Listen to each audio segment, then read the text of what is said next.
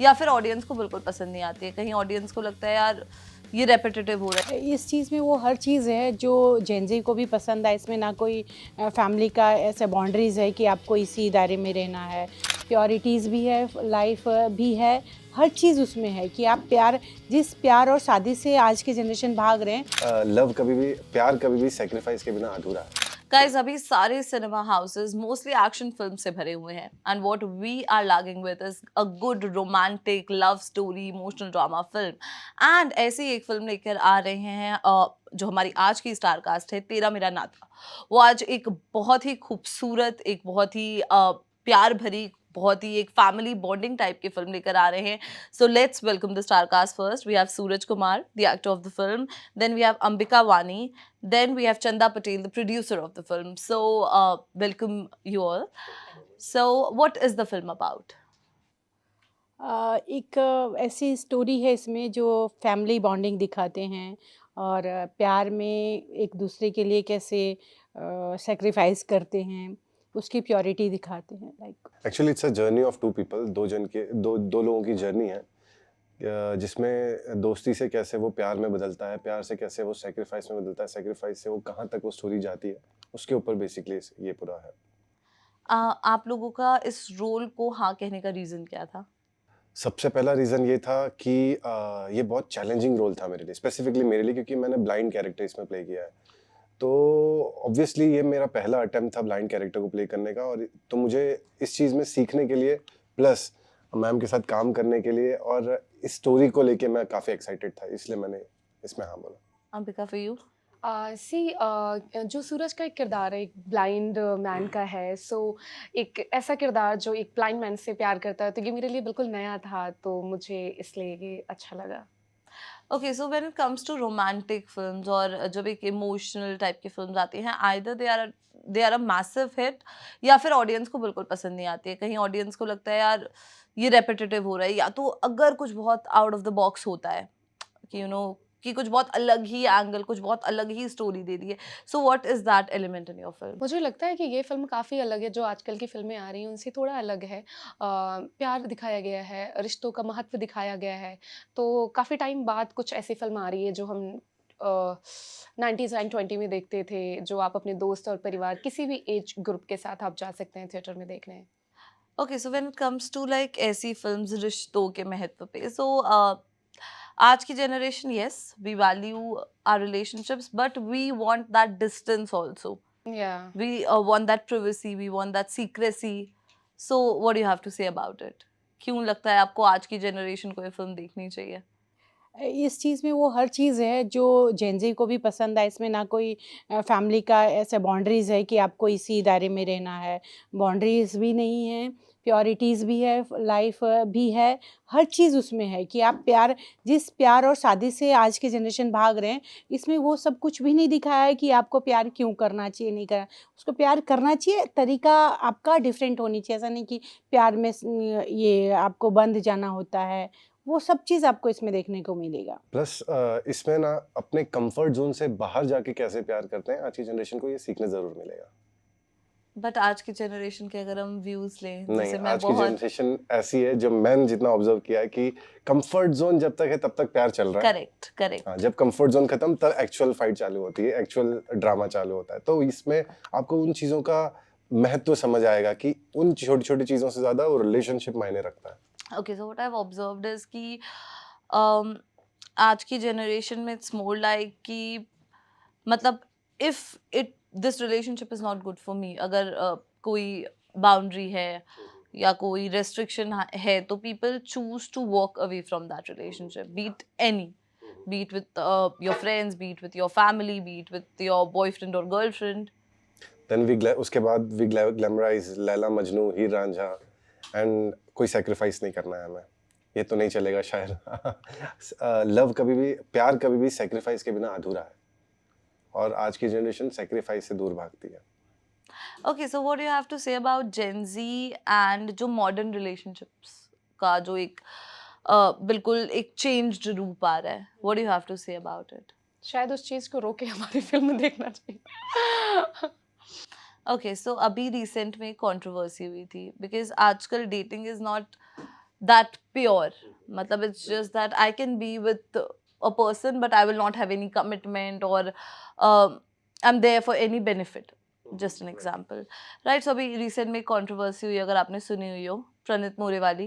या So the guy, so प्रणीत मोरे का एक stand up crowd work show था, वहाँ पर जो लड़का था क्राउड में, ही सेड कि मैं बेसिकली, वो अपना किस्सा सुना रहा था कि भाई मैं एक लड़की को डेट पर लेके गया था एंड मैंने उससे बिरयानी पूछा, वाला? Yes Yes, all right, all right. yes. So what you have to say about it, and what are your thoughts on this, and as a comedian what should have Pranit done over there? Actually, humans are like that कि जब उन्हें पता होता ना कि जहाँ पे जो चीज़ उन्होंने जब वो चीज़ किया होगा प्रणीत जी ने, तब that was not meant like that what he said in that video. But when वो सिचुएशन में आते ना, जब they have to gain some viewers or publicity, then we tend to do some things like that कि हम बोलना चाहते हैं हर वो चीज़ जो वायरल हो, जो एक कंटेंट बने. तो हाँ, उन्होंने जिस तरह से पेश किया वो एक कंटेंट तो बन गया, बट उसने बैकफायर कर दिया, बस मैं यही बोलूँगा. मतलब आप कुछ भी सोशल मीडिया पर लेकर आ रहे हैं तो मुझे लगता है आपकी एक जिम्मेदारी बनती है समाज के प्रति कि आप क्योंकि अगर आपके फॉलोअर्स हैं, लोग आपको फॉलो करते हैं, लोग आपको जानते हैं, तो वो आपसे इंस्पायर होते हैं. तो इस तरीके से तो नहीं आना चाहिए था, बिल्कुल नहीं आना चाहिए था. बट आई थिंक इंसान की जो असलियत होती है वो कहीं ना कहीं तो दिख जाती है, तो शायद वही उनकी दिखी. एंड एज अ गर्ल आपका क्या कहना है इस पे, कि मतलब अगर इन जनरल भी लें, अगर हम इस कंट्रोवर्सी को हटा भी दें, इन जनरल भी हम अगर इस बारे में बात करें कि भाई आजकल क्या कंसेंट इतना सस्ता हो गया है. मुझे लगता है कि हर लड़की को अपना पे करना चाहिए, बिल पे कर देना चाहिए. जिस तरीके से उसने 370 की बात कही है, तो पता नहीं, मतलब जो भी था वो अच्छा तो नहीं था ऑब्वियसली. तो मुझे लगता है कि ठीक है, लड़कियों को सोच समझ कर डेट पर जाना चाहिए और चीज़ों को थोड़ा लंबा वक्त देना चाहिए. आजकल शायद बहुत जल्दी में रहते हैं, शायद बहुत जल्दी कमिट भी हो जाते हैं, बहुत जल्दी उनका रिश्ता टूट भी जाता है, बहुत जल्दी बन भी जाता है. तो आप थोड़ा स्लो चलें, सोचें समझें कि किस इंसान को आप डेट कर रहे हैं, और प्लीज़ आप लोग अपना अपना बिल पे करिए, कोई इसमें बुरी बात नहीं है. Ma'am, your comments.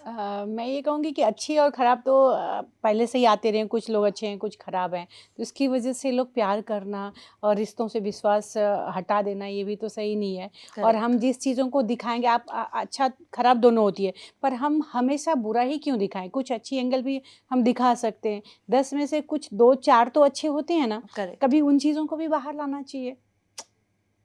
तो मैं ये कहूँगी कि अच्छी चीज़ें भी बाहर आनी चाहिए. हम इसी चीज़ों को लेके कि प्यार से विश्वास ना उठ जाए, फैमिली से विश्वास ना उठ जाए, तो हमने इस कंटेंट को लेके आया है कि ताकि आप धीरे धीरे उस दिशा में बढ़ो कि जो आप दिखाते हैं वही लोग मान लेते हैं. ये भी तो होता है. तो हमेशा वही कंटेंट ना दिखाएं जो नेगेटिव है, कुछ पॉजिटिव वे में भी दिखाना चाहिए. जो आपकी फिल्म है उसमें सबसे ज़्यादा डिफिकल्ट पार्ट आप दोनों के लिए एज एक्टर्स एंड आपके लिए एज प्रोड्यूसर क्या रहा था? Making obviously. मेकिंग मतलब प्रोड्यूसर्स के लिए बहुत ज़्यादा ये रहती है, हेडेक होती है कि वो आप मतलब इस जर्नी को कैसे पूरा करते हैं. इसको यहाँ तक पहुँचाना, यानी रिलीज़ तक पहुँचाना बहुत बड़ी बात होती है. तो ये डिफ़िकल्ट तो है, पर थैंक गॉड कि हम यहाँ तक अभी तक पहुँचे हैं, रिलीज़ तक. और मैं उम्मीद करती हूँ कि ये फ़िल्में सबको पसंद आएगी. तेरा मेरा नाता जो है, एक रिश्ते को अहमियत कैसे दी जाती है वो दिखाया गया है. और एक एक चीज़ तो मैं कहूँगी कि आपने बहुत सारे पिक्चर देखे होंगे, ब्लेम भी करते हैं आजकल कोई अच्छी कंटेंट नहीं आती है. बॉलीवुड से ही हम अच्छा ख़राब सब सीखते हैं, तो देखते भी तो आप ख़राब चीज़ें ही, अच्छी चीज़ें देखिए और उसको प्रमोट कीजिए. अगर हम कोई अच्छी चीज़ लाए हुए हैं तो आप बड़ी-बड़ी फ़िल्में देखने के लिए बड़े-बड़े स्टार के जाएँगे. कभी हमें भी मौका दीजिए, हमने भी तो कुछ सोच समझ के ही समाज के लिए, परिवार के लिए बनाया होगा. तो उन चीज़ों को आप देखते नहीं और बड़ी फ़िल्में को देखने के लिए जाते हो, तो आप जो देखेंगे वही सीखेंगे. आपकी चॉइस है कि आपको जंगल जाना है या फिर आपको पहाड़ पे हमारी फ़िल्मों में आपको सैर करनी है. आप दोनों के लिए एज एक्टर्स सबसे ज़्यादा चैलेंजिंग क्या रहा था? हाँ, पहाड़ों पर जाना काफ़ी मज़ेदार भी था, बट काफ़ी डर भी हमें लगा शूटिंग के दौरान. और वहाँ पर ऐसी-ऐसी हवाएँ चल रही थी, हमें लग रहा था बस कहीं से हम इधर-उधर से गिर ना जाएँ. बट काफ़ी हम लोगों ने उसी चीज़ को एन्जॉय भी किया. एंड हाँ, यही था. आपके लिए जैसे होगा ना कि यार पहाड़ों पे यूजुअली ठंड रहती है, हाँ। सो क्या आपने ऐसी बैकलेस ड्रेसेस साड़ियाँ वाड़ियाँ पहन के फोटोशूट करवाया? मुझे तो नॉर्मली भी बहुत ठंड लगती है। मुझे कल भी कोल्ड हो गया फ्लाइट में जस्ट बिकॉज़ कि मैं जैकेट नहीं लेकर के गई थी। तो हाँ, मुझे ठंड तो बहुत लगती है। ऊपर से पहाड़ों में ख़ासकर जब हम फ़ोटोशूट कराते हैं तो अपोज़िट जो हवा चलती है ना, फ़ेस पर बाल आ जाते हैं वो काफ़ी बुरा था। बट हाँ, बाकी तो ओवरऑल अच्छा था। अभी एक एक उसमें प्रॉब्लम थी जब हम लोग शूट एक लास्ट डे कर रहे थे, तो बहुत ज़्यादा ठंडी थी, बारिश भी हो रही थी और इन दोनों का उसका ये था पूरा बनियान में उसकी शूट थी और इसकी भी एकदम शॉर्ट ड्रेसेस थे। बार-बार हम इनको कपड़े ऐसे ब्लेज़र पहनाते थे, वापस से सूट देते थे। राइट, हम सिर्फ़ टेक के टाइम पे रिमूव करते थे। तो प्रॉब्लम तो हो रही। सूरज, हाँ। मेरे लिए सबसे डिफिकल्ट पार्ट था मेरे ब्लाइंड का कैरेक्टर प्ले करना, क्योंकि कई बार ऐसा होता है ना कि हम खुद उसको प्ले करते करते इतना ज़्यादा अपने डायलॉग्स में अपने कैरेक्टर में घुस जाते हैं कि हम कुछ सेकंड्स के लिए ना अपने डायलॉग्स में भूल जाते हैं कि हम अंधे और हम आई कांटेक्ट कर देते हैं। तो वो चीज़ें बहुत चैलेंजिंग थी मेरे लिए कि कैसे एक अंधे के शूज़ में उतरना है तुम्हें और खुद को अंधा फील करके उसको एक्ट करना है। तो ये पर हाँ, काफ़ी कुछ सीखने मिला और थैंक यू सो मच ऐसी टीम का, डायरेक्टर, प्रोड्यूसर्स, को एक्टर्स का जिन्होंने मुझे इतना हेल्प किया एंड में सब अच्छे से हो गया। Okay, who was more competitive इन दोनों में से? दोनों ठीक ही एक मतलब दोनों ही अच्छे माइंड ब्लोइंग हैं, दोनों एक्टर बहुत अच्छे हैं, ह्यूमन बीइंग भी बहुत अच्छे हैं। किसने कम परेशान किया आपको ये बताओ? नहीं परेशान तो किसी ने भी नहीं किया। परेशान तो किसी ने नहीं हाँ, किया, नहीं हाँ, हाँ। किया, दोनों कोऑपरेटिव है अच्छे। ओके, सो जब हम रिलेशनशिप्स पे फिल्म की किसी भी फिल्म की बात करते हैं जो आ रही होती है, सो वहाँ पर एक बहुत इमोशनल अप्स एंड हाइज होते हैं, सो डू यू थिंक कि वो मतलब वो बहुत ज़्यादा स्क्रिप्टेड होता है या नेचुरली भी कभी-कभी चीज़ें हिट कर जाती हैं जब आप एक्ट कर रहे होते हैं? Because yes. Obviously we are human beings, हमारे साथ ऐसी काफ़ी सारी चीज़ें हुई होती है। सो होता है ऐसा कुछ? मुझे एक एक पर्टिकुलरली सीन, कुछ सीन्स में ऐसा फील हुआ, वो मोमेंट, वो इमोशन, खास करके जब हमारे साथ दीपिका जी भी हैं इस मूवी में, दीपिका चिखालिया जी, तो उन्होंने मेरी मॉम का प्ले किया है, उनका कैरेक्टर। तो जब कोई माँ अपने बेटे को का दिल टूटते हुए देखती है और वो भी एक उसके डिसेबिलिटी की वजह से, तब जो एक इमोशन दिखा था मुझे, दैट वाज वेरी इमोशनल। मुझे लग रहा है कि मैं किरदार को बताऊँ इससे अच्छा है कि सब लोग स्क्रीन पर देखें, वो ज़्यादा मज़ेदार होगा। ओके, सो एक मैसेज जो आप ऑडियंस को देना चाहते हो या कोई बात जो आप ऑडियंस को कहना चाहते हो?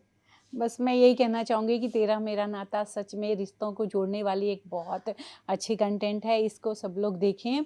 और अगर आप चाहते हैं कि बॉलीवुड में कुछ अच्छे कंटेंट आए और उसके ज़रिए अगर कुछ मैसेजेस पब्लिक में जाती है, तो मैं कहूँगी कि आप ये कंटेंट देखिए, इस टाइप की चीज़ों को प्रमोट कीजिए ज़्यादा, ताकि समाज में कुछ सुधार आए और अच्छे लोग बने। और जो जेन ज़ी कहते हैं, जेन ज़ी को आप दिखाएँगे अगर जंगल, तो फिर वो कहाँ से फैमिली वाली चीज़ें समझेंगे। तो एक बार ज़रूर आप ये फैमिली ड्रामा उनको दिखाइए, प्यार से भरा हुआ है। Thank you so much. बिल्कुल, तेरा मेरा नाता 26 जून को आ रहा है। आप अपने दोस्त और परिवार, गर्लफ्रेंड, बॉयफ्रेंड जो भी है सबके साथ जाइए और हमारी फ़िल्म देखिए, एन्जॉय करिए। क्योंकि हमने ये बहुत ही मेहनत से बनाया है और हमारी फ़िल्म कान्स तक गई है। तो ये हम सबके लिए बहुत इमोशनल एंड प्राउड मोमेंट था उस टाइम पर। तो मुझे लगता है ये फ़िल्म आप लोगों को सबको देखनी चाहिए। ओके, आपने अभी कान्स का मेंशन किया, सो जब कान फिल्म फेस्टिवल में आपकी फिल्म गई, सो लाइक आपको कॉल आया प्रीमियर का या आपने किसी तरीके से रीच आउट किया था, like how was the process?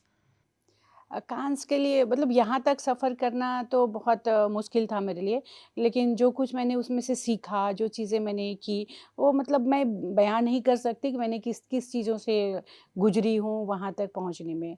पर लास्ट मतलब मैंने ये सब चीज़ें किया और थैंक गॉड कि भगवान ने सपोर्ट किया।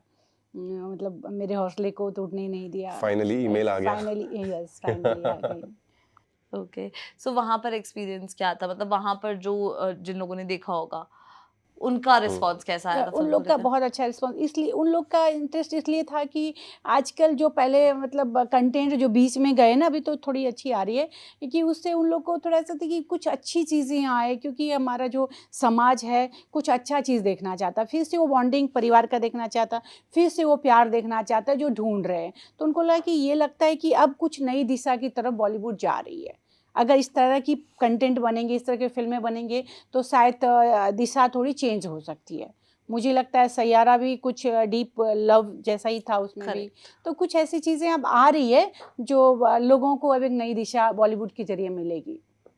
ओके, सो अगर हम इन जनरल एक्टिंग इंडस्ट्री या एंटरटेनमेंट इंडस्ट्री की बात करें, तो आपने एक रीसेंट केस सुना होगा शिल्पा शिंदे का, जो हुँ। उन्होंने कन्फेस किया, ओह! जो उनका एलिगेशन था अगेंस्ट अ प्रोड्यूसर, वो वाज फॉल्स, जो उन्होंने 10 साल पहले लगाया था सेक्सुअल हैरेसमेंट का। Do you think it is justified? क्योंकि काफी लोग उसे डिफेंड भी कर रहे हैं। नहीं, कैसे आप डिफेंड कर सकते हो? अगर एक इंसान पर अगर आपने एक झूठा इल्ज़ाम लगाया है और उन्होंने उस चीज़ को एक आई थिंक भारती जी के पॉडकास्ट में उन्होंने उस चीज़ को बोला भी है कि उन्होंने झूठा इल्ज़ाम लगाया है, तो अभी तक तो उनको जेल के अंदर होना चाहिए। 10 साल तक एक प्रोड्यूसर की इमेज, उनकी वाइफ़, उनके बच्चे या उन्होंने समाज में क्या-क्या झेला होगा। तो आई थिंक लड़कियों के लिए भी ये कानून होना चाहिए, अगर आपने झूठा इल्ज़ाम लगाया है, इस चीज़ की भी सज़ा होनी चाहिए। तो ये बहुत ही गलत है। अगर आपको पैसे जो भी था व्हाटएवर आप किसी और वे से ले सकते थे, आप पैसे की ही कंप्लेन कर सकते थे, बट ये तो आप किसी के चरित्र पर इतना बड़ा दाग लगाना और वो भी 10 साल तक आपने आई डोंट नो उन्होंने अब क्यों बताया, पता नहीं उनका वो गिल्ट था या क्या था, बट ये बहुत गलत है और मुझे लगता है अभी तक उनको जेल में होना चाहिए, इस चीज़ की उनको सज़ा मिलनी चाहिए। मैम, एज अ प्रोड्यूसर, हो सकता है पेमेंट्स में कभी कभी डिलेज होते हो, सो क्या तरीके हो सकते हैं रादर देन जो उन्होंने किया उसके अलावा? देखिए उन्होंने जो किया वो उनको खुद ही रियलाइज़ होना चाहिए कि हम सही और गलत का इंसान को खुद ही अंदर से पता चलता है मैं कहाँ पे क्या गलत हूँ, तो उनको इस चीज़ों को समझना चाहिए और पब्लिकली बोलनी चाहिए कि और प्लस मैं अपना राय देना चाहूँगा कि जब ऐसा कोई इशू होता है, तो रेदर देन जो आज के टाइम पे लोगों ने अपने हथियार बना लिया है सोशल मीडिया या फिर डायरेक्ट कोई लॉ का मिसयूज़ करना, इससे अच्छा जो प्रोसेस है, जो लॉ प्रोसेस है, जो एसोसिएशन प्रोसेस है, पहले उसको फॉलो करना चाहिए। क्या पहले उनको एसोसिएशन के पास जाके वहाँ से हेल्प माँगनी चाहिए थी। उसके बाद सेकंड प्रोसेस था, वहाँ उनको लॉ से हेल्प माँगनी चाहिए थी। मैंने आज तक नहीं देखा कि किसी पेमेंट डिले या फिर पेमेंट फ्रॉड में फ्रॉड की जगह चरित्र का केस चल रहा हो।